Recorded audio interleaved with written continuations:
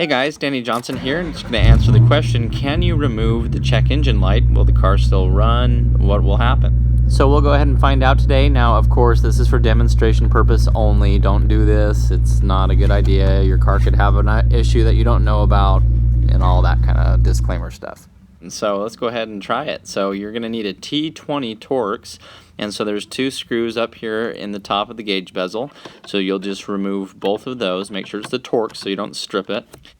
And so just remove those two, and next we're going to go for the headlight knob.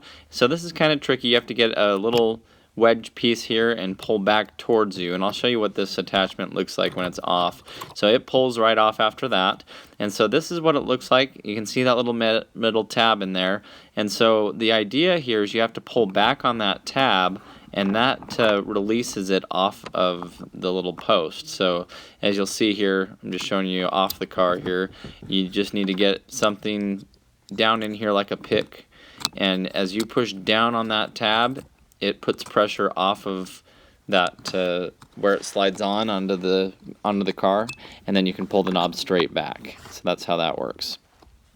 Okay, next you're going to pull straight back on this bezel. It's a little nerve-wracking, but if you pull straight back, you shouldn't break anything. And it helps to tilt the steering wheel down a little bit too if you want to do that. And then we're just going to go ahead and lift this out of the way. And now we can access 4 of our T20 Torx bolts. So there's one there, and then on this side, that's the black ones there and there.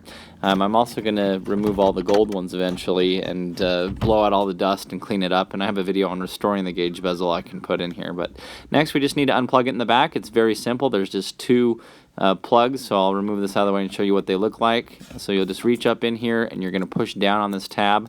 On the 0304 Cobra, there is a boost line that goes through there for the boost gauge, so I have a video.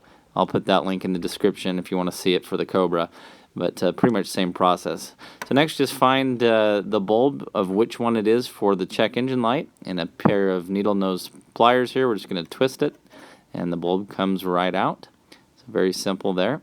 And you can look up in there and see service engine soon backwards and know that you got the right one. Just hold it up to the light, and you can see how nice I got the gauge bezel. I cleaned it up and polished it. So that's a nice touch as well. So next we're just plugging these back in. So just put it back in, plug them in, and we're going to go ahead and put our bolts back in. So it's just those black ones again, T20 Torx. We're going to push our bezel straight forward to get it to go back into place. We're going to put our headlight knob on. It just pushes straight on. And then we're going to screw our T20 Torx back into place. So here is the moment of truth. We're going to go ahead and turn the car on. The gauges will cycle since the cluster's been removed, but you can see there's no check engine light that lights up, and so it starts right up, no problem. Obviously you will have the codes and everything still on there. I'll show you that in a second, but I'm going to show you a neat little trick in case somebody has done this to a car you're looking at to buy and you want to make sure that the bulb is still there. So there is a way to run a little diagnostic test, and I'll show you how to do that. Okay, so what you're going to do is hold down the trip reset button entirely. Now put the key in and start the car. When you do that, keep holding it down the whole time, and it will say test. And so it'll test the gauges, as you can see here.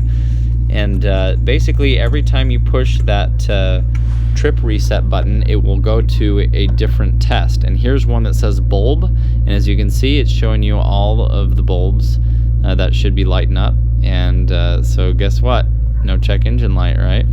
And so that's just something that you can do. You can cycle through these and see all kinds of parameters that the car will tell you, but that's a way you can tell if you're at a car lot or something and you want to know if the check engine light has just been removed. And I'm gonna have to do some digging because my traction control light does come on when I do the bulb test, but it doesn't turn on normally, so something's up there. So just to show you, if you run the codes for the car, or if you took your car in thinking that you were going to pass emissions or something like that, the codes still show up in the computer. It's just the bulb that's not on. So you're not going to have any luck with that if you're trying to avoid anything like that. It's just so the bulb isn't blinding you in the face. And of course, if you don't have the bulb coming on, then you don't know that there's a problem with the car. So Of course, this is just for demonstrational purposes only, and you shouldn't do this. So anyway, just showing you for fun.